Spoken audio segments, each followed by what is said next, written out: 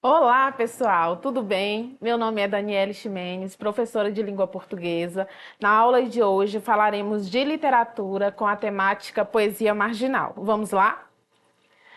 Vamos lá, a definição de poesia marginal. Por que que eu tenho uma produção literária que recebe esse título? A poesia marginal é também conhecida como a geração mimeógrafo, gente. Por que que é considerado uma poesia marginal? Por que que recebe essa nomenclatura? A gente tem uma produção em grande escala aí no período da ditadura militar no Brasil, e essa produção em grande escala, ela não é feita por uma editora específica, tá? Então eu tenho aí essa geração, mimeógrafa, não é? Em que eu tenho a reprodução de diversos textos em grande escala, só que não de forma oficial.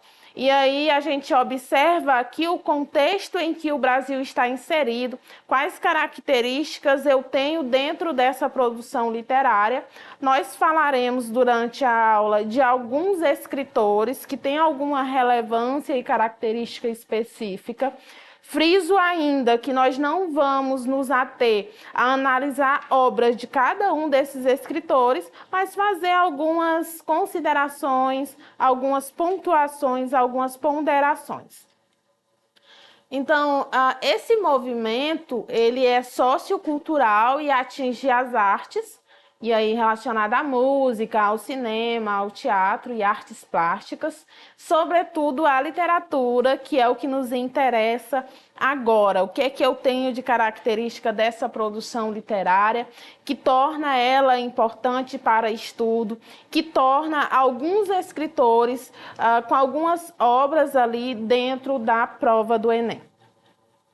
Então, esse movimento ele surge na década de 70 no Brasil e ele influenciou diretamente a produção cultural do Brasil. Na verdade, a gente tem aí o que nós chamamos de um vazio literário, de um vazio cultural, em que, levando em consideração a ditadura militar, em que a gente tem alguns direitos que são retirados ou que você não pode exercê-los, a gente tem esse embate aí, esse enfoque, em que há uma redução considerável de produção literária, de produção musical. É tanto que alguns compositores elaboram as suas músicas de uma maneira bem com figuras de linguagem que levam aí a duplicidade de sentido, margem para diversas interpretações, para se resguardar em relação às perseguições que aconteciam a quem fosse contra esse sistema aí implementado no país.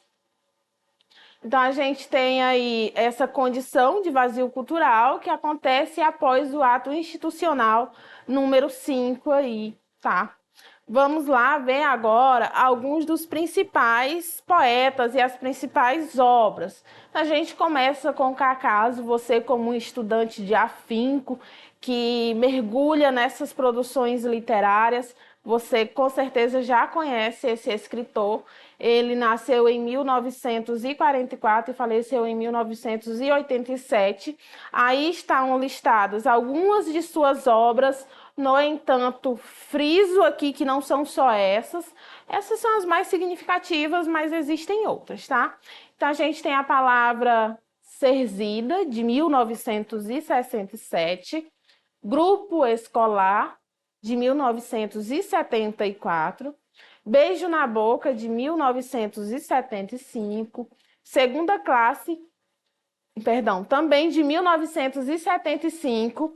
Na Corda Bamba, aí, de 1978. Aqui não vamos confundir com a Lígia Boljunga, que é uma escritora brasileira aí, que tem uma produção literária voltada para crianças e adolescentes, que dentro dessas narrativas, dessas temáticas elaboradas, trabalham aí o psicológico, a formação dessas crianças, desses adolescentes, como resolver conflitos. No entanto, a gente tem alguns escritores aí dessa época, desse período de produção, que a gente tem uma característica específica aí dessa literatura infanto-juvenil, tá bom?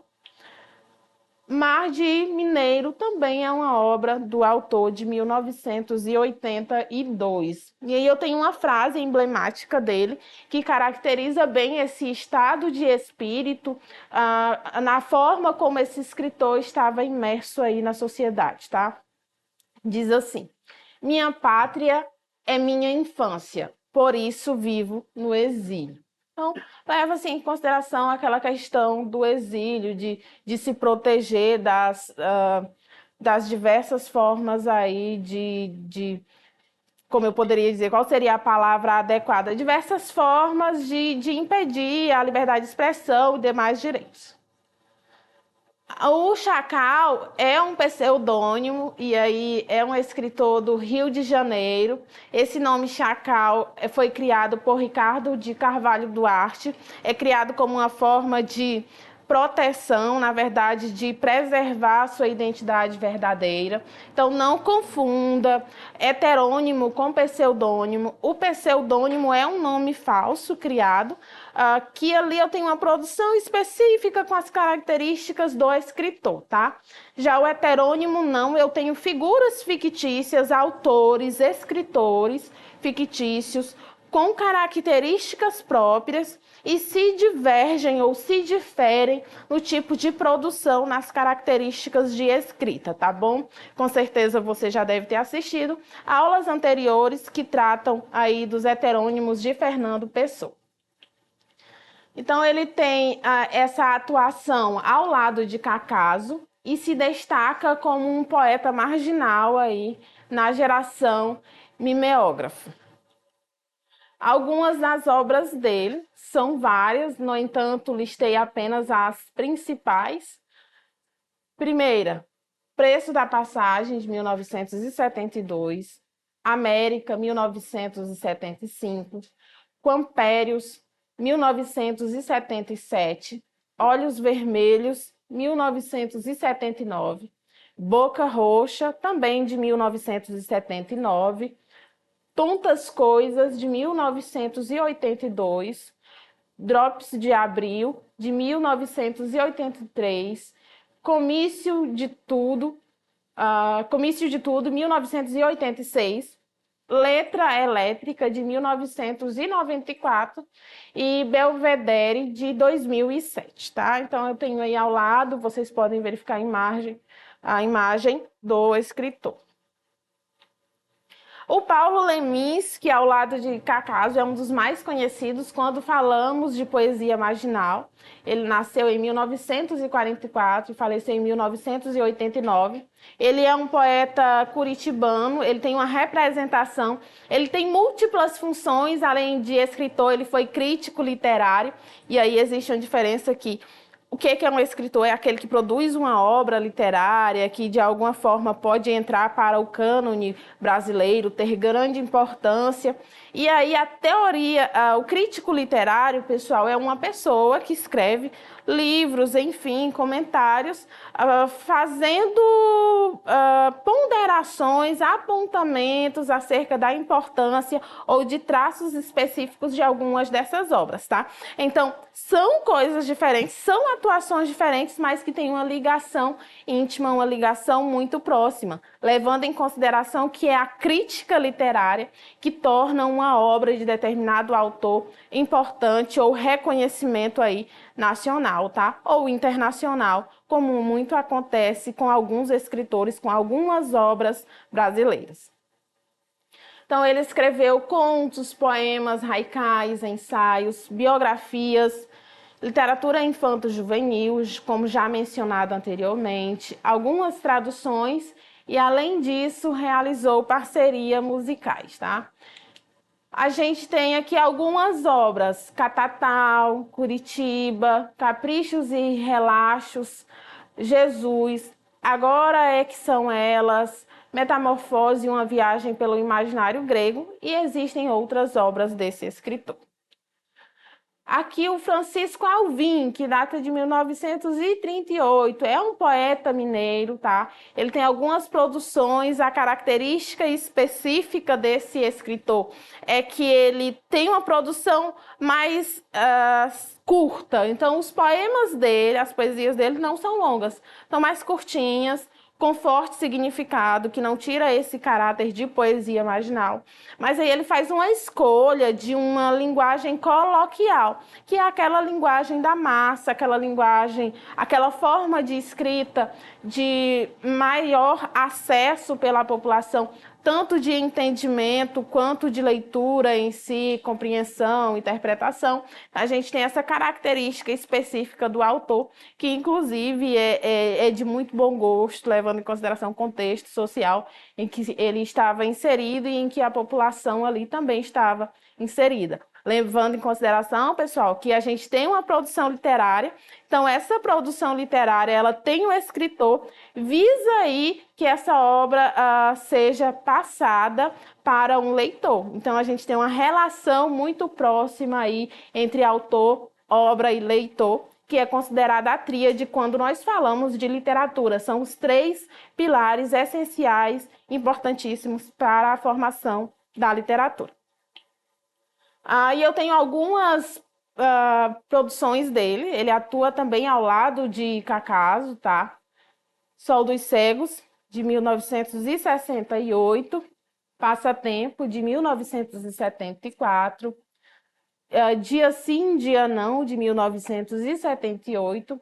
Festa e Lago, Montanha, 1981. Poesias Reunidas, 1988. O Elefante, 2000. E o Metro Nenhum, aí de 2011. Eu tenho também aqui o Torquato Neto, que nasceu em 1944 e faleceu em 1972. Ele é um poeta piauiense. Então, pessoal, vocês observaram aqui que a gente tem escritores de diversos estados, assim, de locais diferentes, mas que têm características similares, assim, produções específicas dessa literatura? Então, é isso que é interessante, porque enquanto eu tenho ali o romance regionalista, um enfoque maior na questão da região do Nordeste, das mazelas sociais, o romance indianista com as suas características específicas também, aqui a poesia marginal ela tem uma amplitude maior também de temática, levando em consideração que a gente tem nessas produções uma forte crítica relacionada ao período em que se vivenciava.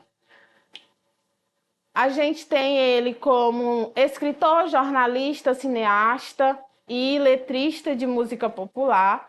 Ele organizou a revista de poesias vanguardistas Nave Louca, de 1974, e tem participação em diversos aí, movimentos, tá? Tá aí a imagem do escritor. A Ana Cristina César, pessoal, é uma poetisa brasileira que atua aí nesse processo aí de transição, enfim, de ensurdecimento de produção literária. Ela tem algumas características específicas, como ela faleceu de depressão, ela cometeu suicídio, então ela tem uma produção um pouquinho mais, assim, como eu poderia dizer, um pouco mais intimista, um pouco mais fechada, um pouco mais pessimista, e que mostra ali o estado de espírito, é uma das poucas aí na atuação desse processo de literatura, tá? Algumas das obras dela. Luvas de Pelica, aí, de 1980. Literatura Não é Documento. Gente, ela tem algumas produções aí literárias e ela também tem algumas críticas literárias. Essa segunda obra que eu mencionei é uma crítica literária da autora, tá? A Teus Pés, de 1982. Inéditos e Dispersos, de 1985. A gente tem também o Nicolas B, aí, de 1958. Ele nasceu em Cuiabá, é também um grande poeta brasileiro. Tem uma representação também muito grande na poesia marginal. E aí ele lança sua obra mimeografada em 1977, intitulada O Iogurte com Farinha. Então tem uma série de obras publicadas aí do autor que está na tela para vocês, duas de 1978, duas de 1979 e as demais em anos diferentes. Eu trouxe para vocês essa questão. Vale ressaltar que quando nós falamos de literatura, é importante que você saiba a necessidade ou na verdade, necessidade mesmo de compreender o contexto histórico em que essa produção está envolta. Então, lembra que lá em aulas anteriores, ou se você não tiver assistido, eu trago novamente essa ideia, que nós não podemos falar de literatura sem falar de história. Então, se você não sabe um pouco de história, é importante que assista às aulas aqui do Pré-ENEM de História, que tem essa ligação, que fazem essa ponte, tá, com o conteúdo que nós estamos trabalhando. Então, muitas vezes as questões, elas vão direto em um autor específico, direto em uma produção literária, ou de repente é só sobre compreensão e interpretação do texto, tá? Vamos lá, a leitura. Essa questão, ela encontra-se no livro A Prova Enem, do segundo ano do ensino médio, lá na página 13 e 14. Se você tiver o livro, você pode acompanhar a leitura com o livro, mas se não, acompanha aqui comigo, tá? Logia e mitologia. Meu coração, de 1972, já não palpita fagueiro. Sabe que há morcegos de pesadas olheiras, que há cabras malignas, que há cardumes de hienas infiltradas no vão da unha na alma. Um porco belicoso de radar, e que sangra e ri, e que sangra e ri. A vida anoitece provisória, centuriões e sentinelas, do Oiapoque ao Chuí. Então, é uma produção do Cacaso, primeiro escritor que nós trouxemos na aula de hoje. Vamos lá ao comando.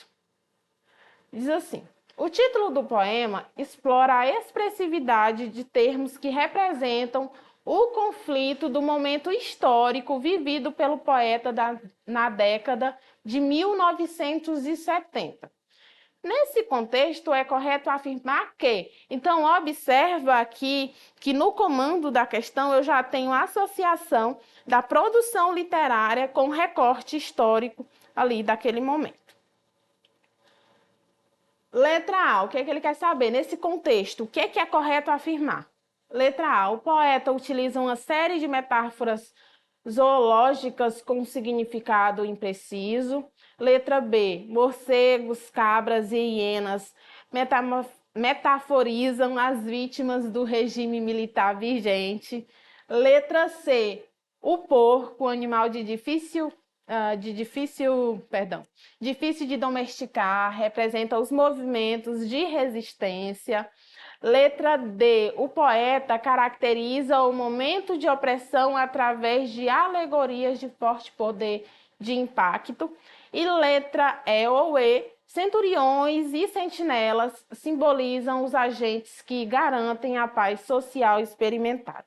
Então, nós temos aí como alternativa assertiva a letra D, que vai de encontro com o que nós abordávamos acerca da opressão através dessas alegorias, em que eu tenho, obviamente, algumas figuras de linguagem que são citadas em questões anteriores, mas elas não remotam aí ao contexto histórico, elas não tratam especificamente dessa característica, tá? Então, como resposta, nós temos a letra D. E aí, gostou da aula de hoje? Tudo tranquilo? Tem alguma dificuldade em relação a esses autores? Aqui na nossa plataforma ou nas nossas plataformas, nós temos esse slide. Você pode revisitar essa aula e ficar sabendo, fazer as suas anotações, fazer a formação aí do seu mapa conceitual, do seu mapa mental. Então, fica com a gente.